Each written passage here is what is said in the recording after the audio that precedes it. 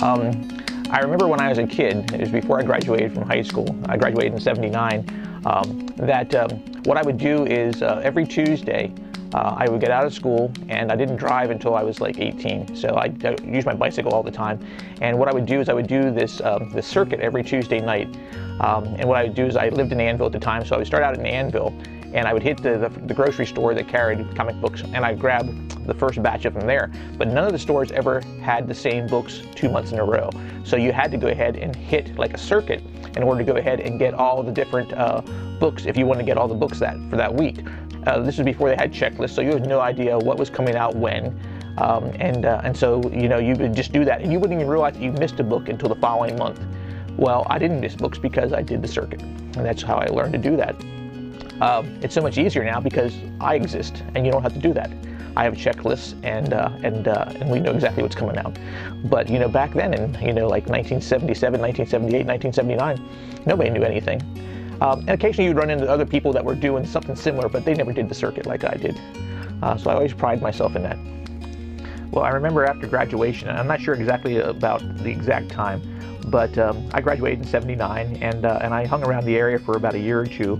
I was working as a manager at a deli, and I decided it was time to go ahead and leave the area. So I went into the service. I went into the Air Force, and I actually at that time I was still collecting comic books, and I was concerned because I was leaving the area, and I was going to basic training, and I was going to tech school, and I wasn't sure how to go ahead and keep on getting them.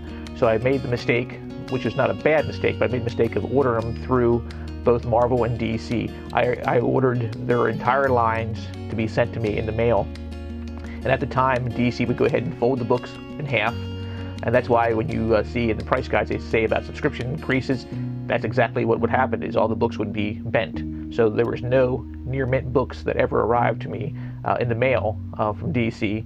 And Marvel would go ahead and send them flat in a mailer, but what they would do is they put them in a brown bag, and they would go ahead and glue these things shut. So half the time the glue would go ahead and get onto the back of the comic book, so you couldn't slide them out of the sleeve. And so that entire time that I was in basic and I was in tech school, everything that arrived at my house here in Pennsylvania still, I had to replace if I wanted to have near mint copies. And of course, I'm a collector, so I need to have near mint copies. So while I had the books to read, I never had near mint copies. And some of those books I've never gotten near mint copies of, just because, you know, where are you going to find them? So anyway, I went away to the military, and after tech school, I was stationed in Tucson, Arizona. And Tucson, Arizona, at the time, had two different comic book shops, and actually they were real comic book shops. And so it was the first time I ever saw a direct sales comic book shop. And so what I did is I started getting my books from the Comic Corner. Eventually, I ended up working for the guy, and at that point, I could go ahead and get near mint copies. So everything from that point and earlier to when I first went to the service, I started replacing through working for him. He would pay me in comic books. So I would get the new week's books. I would go ahead and also get back issues to go ahead and fill up my damaged books.